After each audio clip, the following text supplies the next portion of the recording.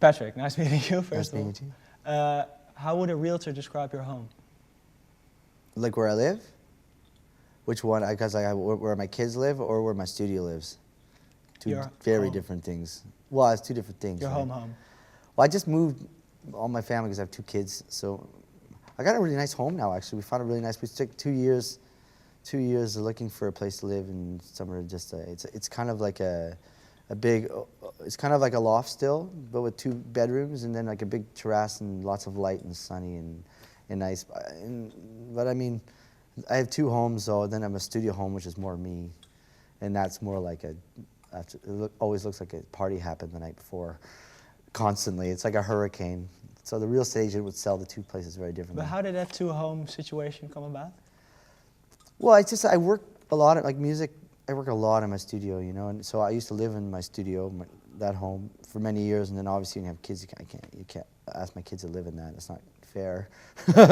And so then I had a separate home for that. And like 2 homes to me, though. I don't look at it as like my office. It's like a studio where I could just do that thing still exists. It looks like a storm usually happened. Like there's shit everywhere and instruments everywhere. And it's kind of fun space. That's where I recorded the record, is that place. So when we talk about your home, you're actually talking about your studio? Well, originally, just because I just moved, my home was connected to the studio because they're 2 lofts side by side. So they were pretty much in this, just a wall between them. So I could work all the night because I had a newborn, so I needed to be there. And so I'd work like all day, and then I'd like pick up the kid at daycare, and then when the kids go to bed, I'd just go right back to work and work all night. So that way I could put the hours in like you would normally without kids, and just work double time. So do you have a certain routine in that? You kind of have to. Well, I mean, I never used to before, but I mean, the thing about like, I mean, one of the differences being like a parent and not a parent is like if you don't have like some sort of routine, you can't waste any moment. Just like you can still do everything you wanted to do before. It's just you can't fuck around in the bin. You can't waste any time if you want to do those things. So like when you do have free time, you go right to work and you work really hard and you make things happen.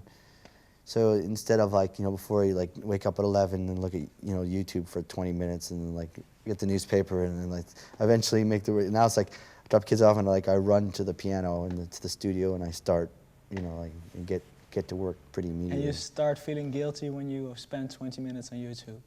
I don't feel guilty. It's just I just won't be able to do the things I want to. Like, there's not enough time to date.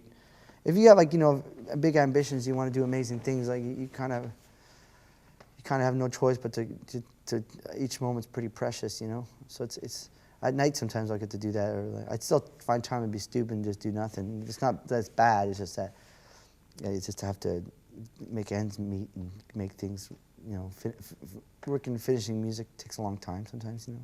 So I just can't waste any time. But when your studio is so closely connected to your home, is there still alone time? You know, time for you to be alone? Yeah, definitely, yeah. Think about Yeah, what's for on sure the it's other wall? important. I mean, for sure it was a very spoiled also situation. Like if you're not, you know, it's a lot easier to work in that circumstance. You know, not always, but during that period it was a good idea. You know? It was great.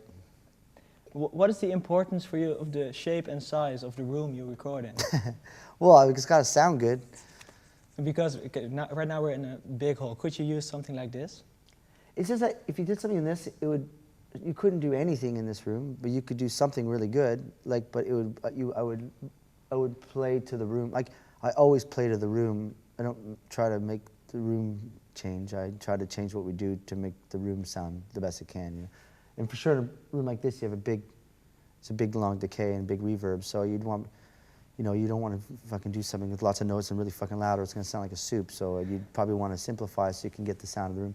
But this would sound great for like probably like strings would sound amazing in here. Harp, piano would sound amazing in here. Drums could be a little ugly in here. But maybe a little cool too if it's a pretty dry beat. You know? What do you prefer? I don't prefer anything. They're just different. You know what I mean? Like when I go, I sometimes record my strings and horns in a church because the reverb is what I would have put on with a plug-in, and it sounds way better to do it for real. I don't want to record everything in a church. I want to record things that sound good in a church, and I want to record. They're just different tools, you know. I don't prefer any of them. Okay.